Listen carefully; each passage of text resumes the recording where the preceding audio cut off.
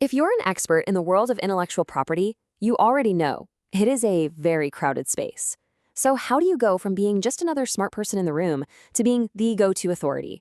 Well, that's what we're going to break down today. We're using a fantastic white paper from the IP Business Academy as our guide to show you exactly how to stand out. Let's get into it. Okay, let's just start with the most important question of all. This is the one that really gets to the heart of your entire practice. When you think about it, in a sea of really competent professionals, what makes you the absolute definitive choice for a client for this problem right at this moment? Answering this one question clearly, well, that's the difference between thriving and just getting by. And here's the thing, the answer isn't just about being a better expert, it's about being a better positioned expert. Your strategic position, that's the foundation for a practice that's not just successful, but sustainable. It's what determines how clients find you, why they decide to trust you, and how much value they see in your work. So let's unpack what that really truly means. First things first, we've got to understand the landscape we're playing in. The IP market is, incredibly crowded, and that brings up a really specific challenge, the danger of becoming just another commodity. You see, this crowded market basically forces you to make a choice. Down one path, you're the commoditized expert. You're always competing on price, and your services, they feel kind of interchangeable with everyone else's. But on the other path, you're the positioned expert. You compete on distinct value, and you solve the specific, high-stakes problems that the best clients are actively looking for. And the difference isn't just marketing, it's your entire business model. These four realities, they really show us exactly why positioning isn't just a nice-to-have anymore. First, how clients make decisions has totally changed. It starts online way before they ever even think about contacting you. Second, all your technical genius is kind of useless unless you can connect it directly to business results. Third, being clearly different is your only real defense against a race to the bottom on price. And finally, and this is a big one, a tight focus is actually the fastest way to build widespread trust. Which, of course, brings us to the solution. If the market is this big, confusing ocean, then think of your positioning as your strategic compass. It guides every single decision you make. So let's get really precise here for a second.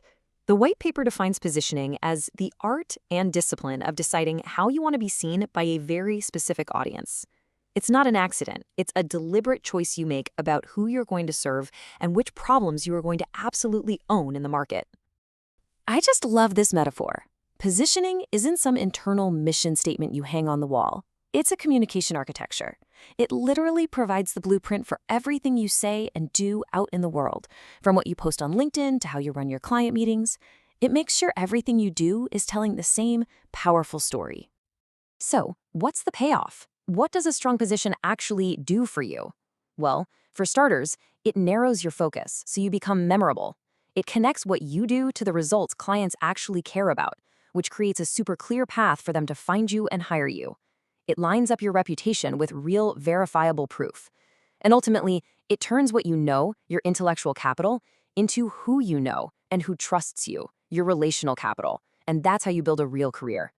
Okay, so how do we actually build this kind of position for ourselves? It all starts with a disciplined framework, and that framework is built on a few core principles. And this part is so key.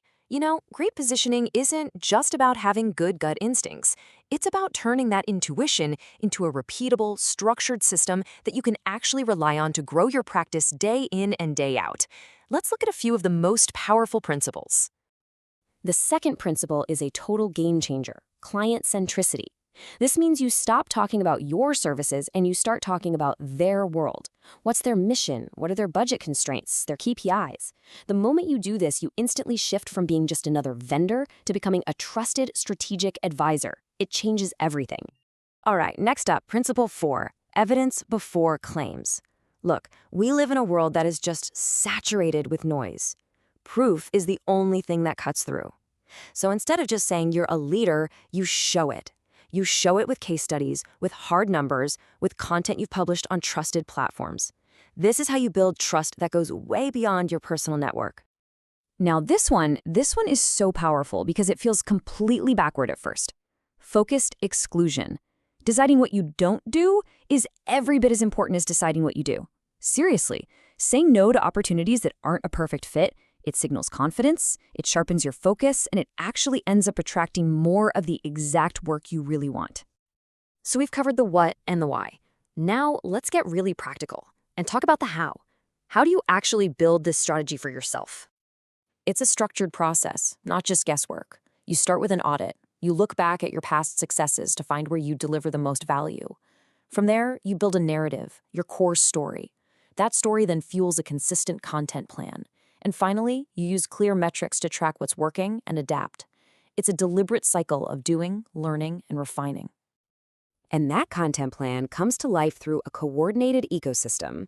This isn't about just posting randomly on social media. No, it's about using interconnected platforms like LinkedIn, blogs, podcasts to tell one consistent story, building your authority and recognition with a steady, reliable rhythm. When you follow this path, it leads you to the absolute pinnacle of this whole approach, a formal model that actually systematizes positioning for market leadership. It's called the IP Subject Matter Expert Model. So here's the core definition. The IP Subject Matter Expert Model is where everything we've been talking about comes together. It combines deep specialization, real evidence, and a consistent communication rhythm, all to build a distinct, authoritative identity inside of a trusted ecosystem. And here's the best part. As an IP subject matter expert, you are not expected to build all this authority by yourself. You get access to a full suite of synchronized assets. We're talking an expert page, a blog, podcast appearances, newsletters, the whole 9 yards. It's a complete support system designed to amplify your voice and establish you as a leader in your space. The value proposition here is just so incredibly powerful. This model frees you up to focus on what you do best, your clients, and your intellectual leadership. Meanwhile, a professional team is handling the execution, the outreach, the quality control, making sure your message is polished, consistent, and hitting the mark every single time. So, as we start to wrap this up, let's really hammer home the central idea of this entire explainer.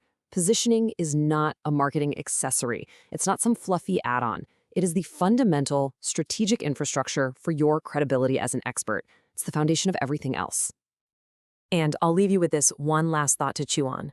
In a future where AI can spit out information instantly, the real value, that's going to come from human experts who can curate, interpret, and communicate meaning. Your strategic position, that's exactly how you're going to do it. It's how you'll provide clarity in an age of ever-increasing complexity.